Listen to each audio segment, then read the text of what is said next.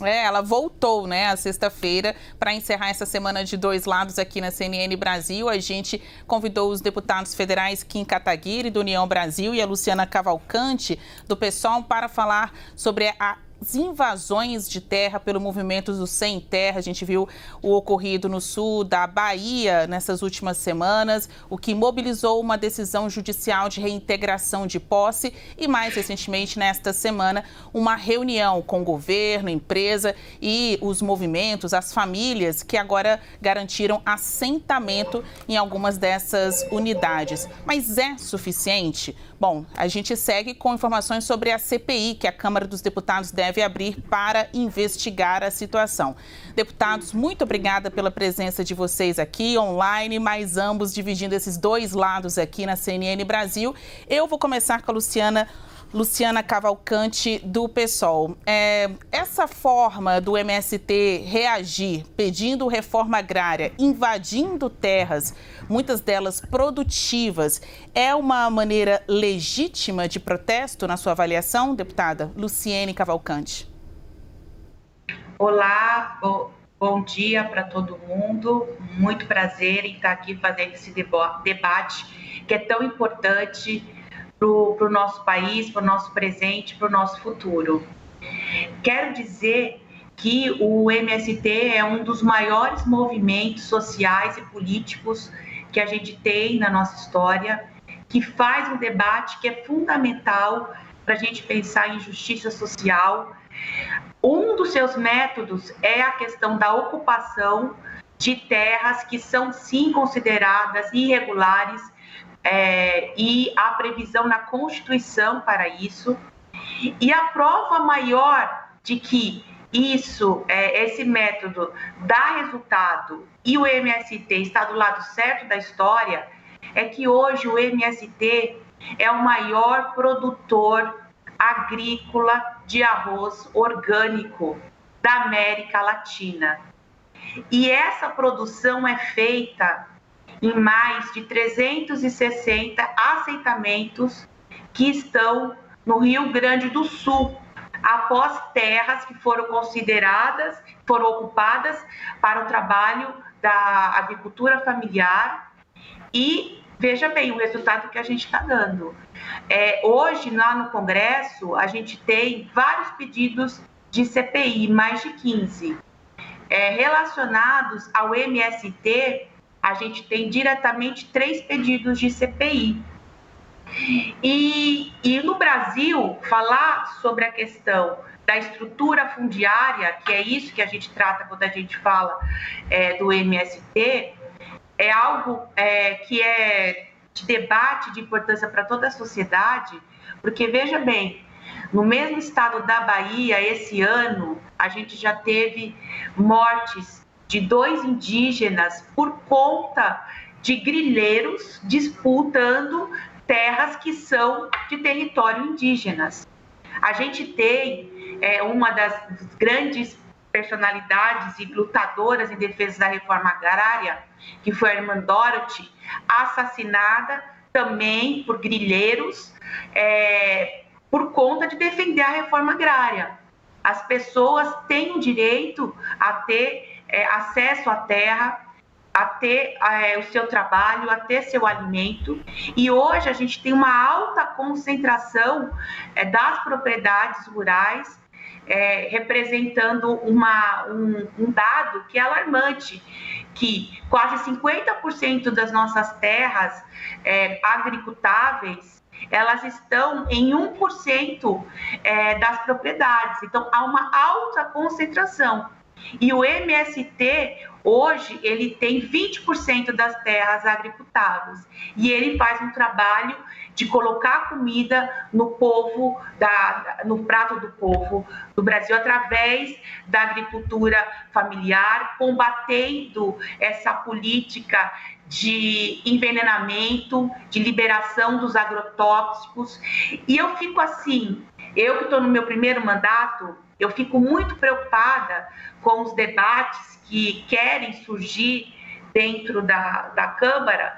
Por quê? Porque a gente vem num contexto muito grave de uma tentativa de um golpe no dia 8 de janeiro.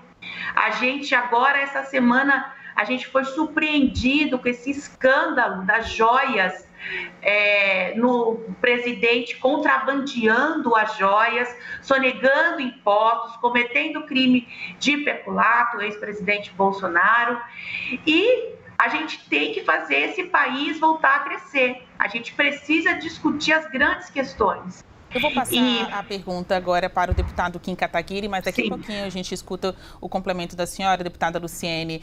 A pergunta é: invasão de terras é uma forma legítima de protesto pelo MST, que quer que tenha aí uma bandeira muito maior, a de reforma agrária, e levando em consideração toda a importância deste movimento para a agricultura familiar, para o trabalho que é feito em prol da sustentabilidade das terras, como bem destacou aí a deputada pelo PSOL. Kim Kataguiri, parlamentar de oposição, integrante do União Brasil. Na sua avaliação, invasão de terra é um protesto legítimo? Bom, primeiro, obrigado pelo convite por estar aqui na CNN com você, Basília, com minha colega, que eu cumprimento também, a deputada Luciene.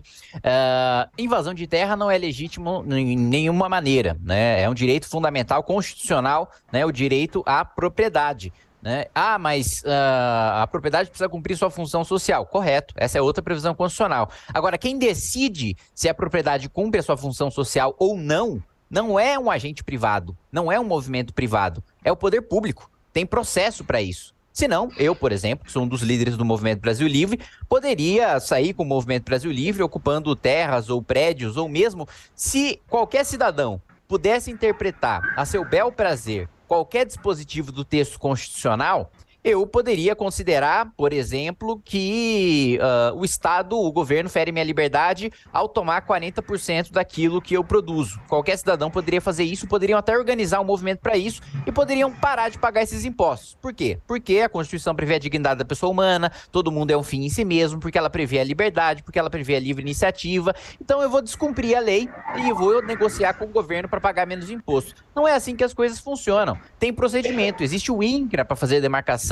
e para fazer reforma agrária, existem as superintendências para tomar esse procedimento, não é invadindo, cometendo crime e, vamos lá, uma mentira, não são terras improdutivas. Havia silvicultura sustentável sendo feita lá. Silvicultura, pelo contrário, não é mal ao meio ambiente, ela sequestra carbono, ela tira CO2 do ar. Inclusive, né, boa parte das propriedades que foram invadidas receberam prêmios internacionais de sustentabilidade, não só do ponto de vista econômico, mas do ponto de vista social e do ponto de vista ambiental. Né? O que está no pano de fundo dessas invasões? O MST quer cargos no INCRA e quer pressionar o governo para ter esses cargos. Né? Se o PT de fato quisesse fazer uma reforma agrária, né, teria feito durante os 13 anos que governou o país. Né? O governo Temer, por exemplo, deu mais títulos de propriedade em 1 ano de governo do que o PT em 13 anos de governo para pequenos agricultores. Ou seja, você está apenas utilizando essas pessoas vulneráveis como reféns,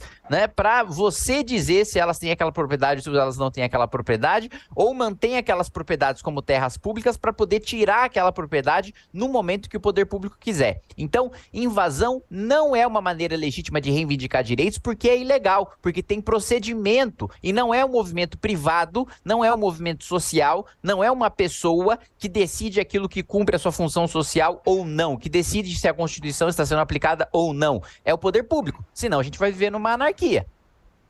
Deputada Luciene, sobre a bandeira da reforma agrária, quem realmente defende, quem realmente vai executar este plano de reforma agrária no Brasil?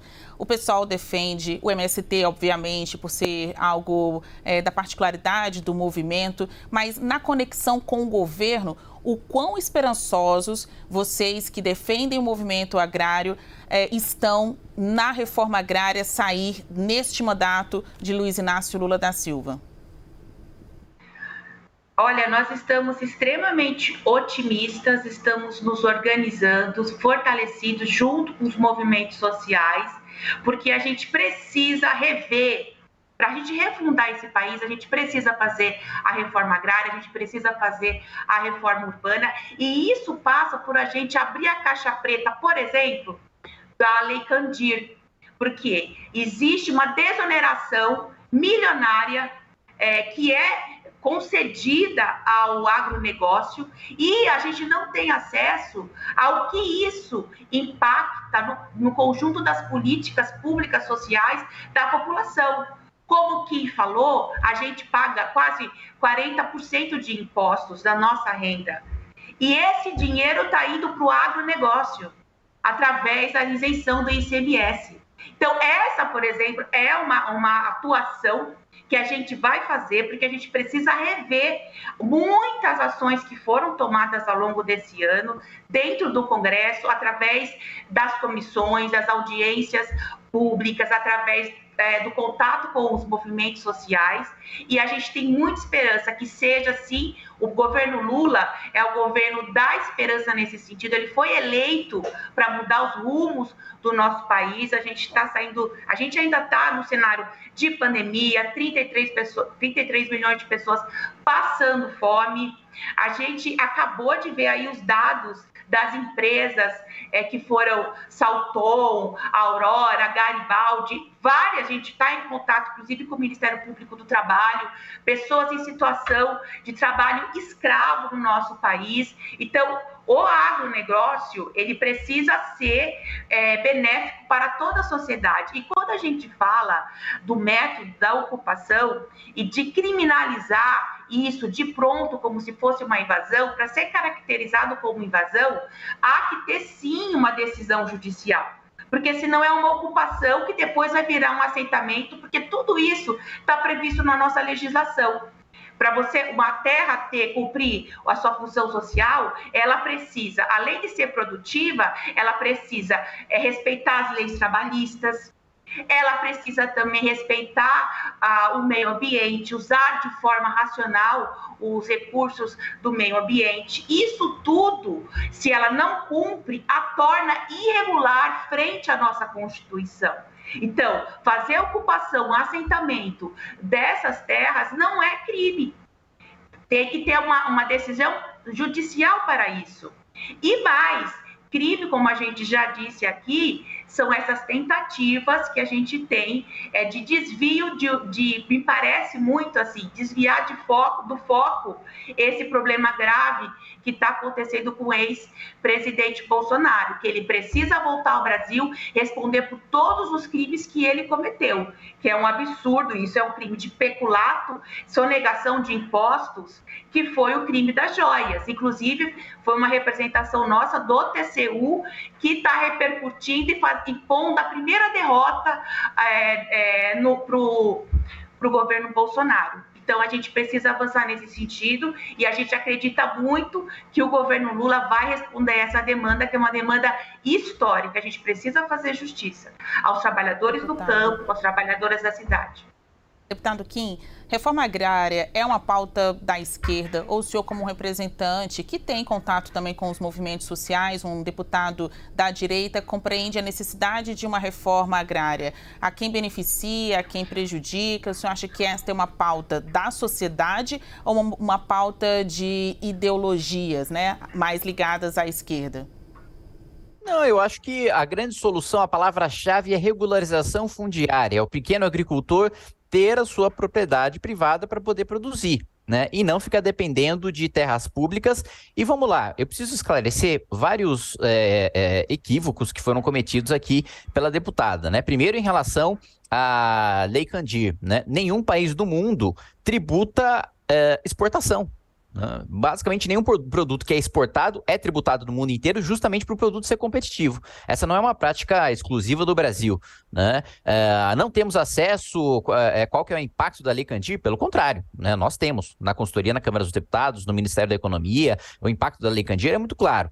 Para além disso, 40%, nós pagamos 40% dos nossos impostos e esse dinheiro vai para o agronegócio. Também está absolutamente equivocado. Né? No orçamento da União, quando a gente vê o primeiro gasto, folha de pagamento, funcionário público. Segundo gasto, previdência.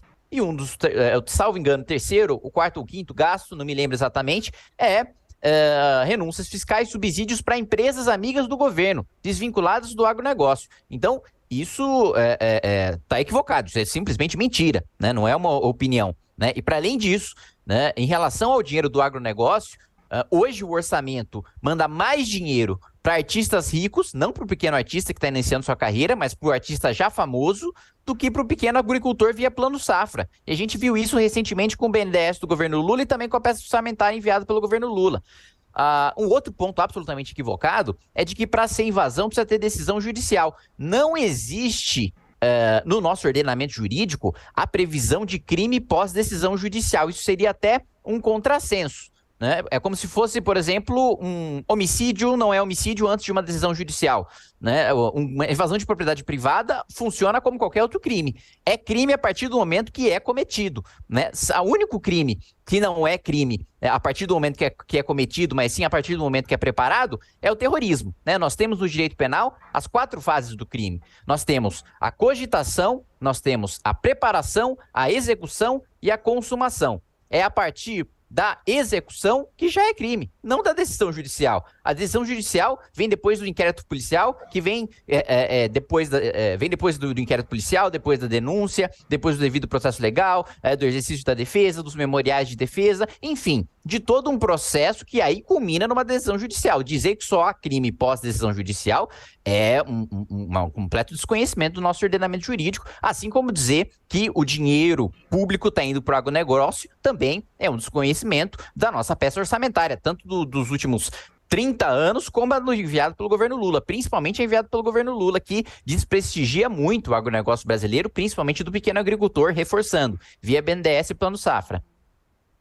Em 10 segundos, deputados Kim e Luciene, vai ter CPI para investigar as invasões do MST, sim ou não, Luciene? Não, não vai ter essa CPI. Eu desafio aqui, todos os telespectadores, deem um Google para ver se vocês acham, se vocês localizam quanto tem custado para a população brasileira a Lei Candir, a desoneração que a Lei Candir causa. Então, não vai ter CPI, porque não é uma pauta. Mas para a gente encerrar, eu não vou interromper a senhora. Não vai ter CPI por quê? A senhora falou? Oi? A senhora falou, não vai ter CPI por quê? Não vai ter CPI. Você perguntou se essa CPI vai existir, né? Não vai ter CPI. Não vai ter essa CPI. Perfeito. Deputado Kim? Vai ter essa CPI, eu sou um dos autores e nós já estamos quase alcançando o número de assinaturas necessárias e o presidente da Câmara é obrigado a despachar, segundo o entendimento recente, aplicado na CPI da Covid do Supremo Tribunal Federal. Então, vai ser investigado, sim como já foi anteriormente. É isso. Conversamos com o deputado federal do União Brasil, Kim Kataguiri, e também a deputada federal pelo PSOL, Luciene Cavalcante, neste Dois Lados, encerrando a semana aqui de novo quadro no Live CNN.